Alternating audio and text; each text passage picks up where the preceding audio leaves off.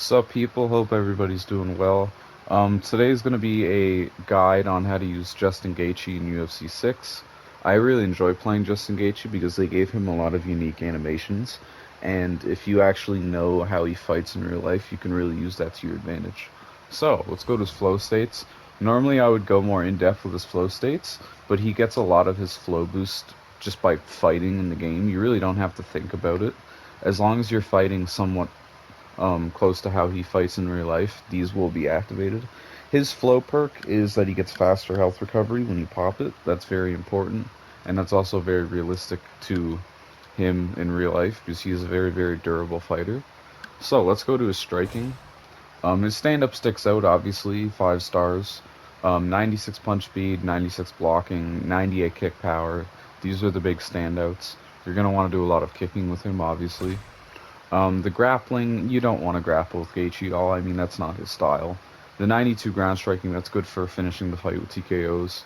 91 submission defense is serviceable against grapplers. That's going to help you out. Pardon me.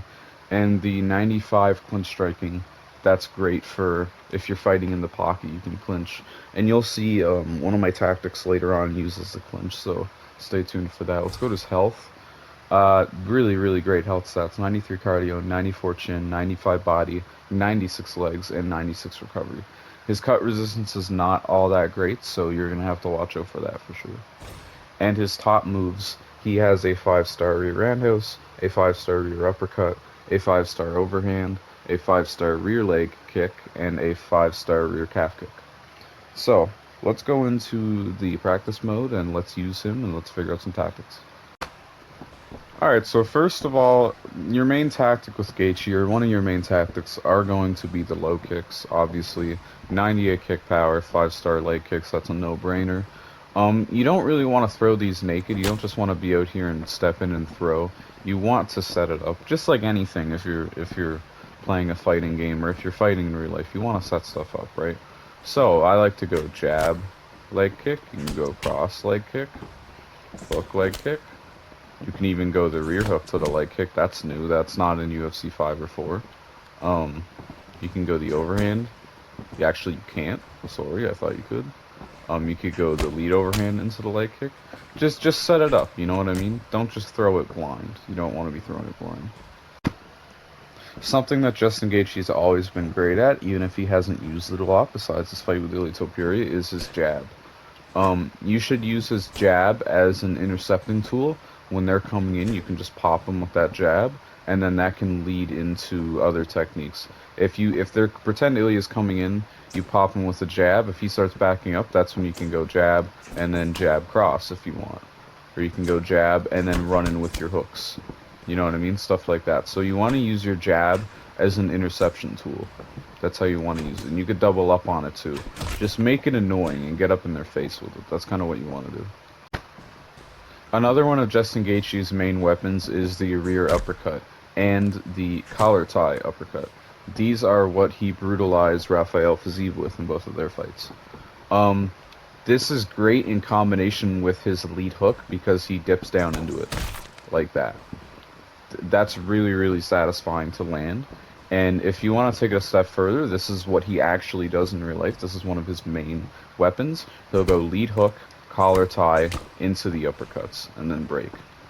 In real life, when you would throw your lead hook, you would throw it and then you'd clobber the back of their head into the collar tie, but that's not how it works in this game, the animation of it. So that's the best you can get, but you can do that for sure. You can go straight lead hook, come into the clinch, uppercut, and then break, going into that crash. So that's another great tactic to use with Gaethje.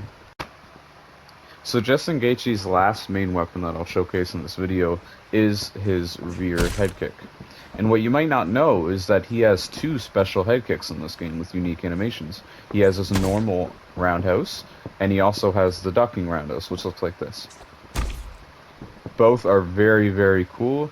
Both can be set up in combination. You can go jab cross normal roundhouse, you can go jab cross ducking roundhouse like that. There's a lot of different ways you can set it up. The way he knocked out Dustin Poirier was when Dustin Poirier was southpaw and Justin Gaethje was orthodox, and Justin Gaethje threw the cross, and Dustin slipped to the inside, which led to the head kick. Um, you can do that tactic in UFC 6. It's very, very hard to set up, obviously. It's very hard to anticipate when somebody is going to be slipping. But you can definitely draw it out if you want to do it enough. You can definitely draw that out.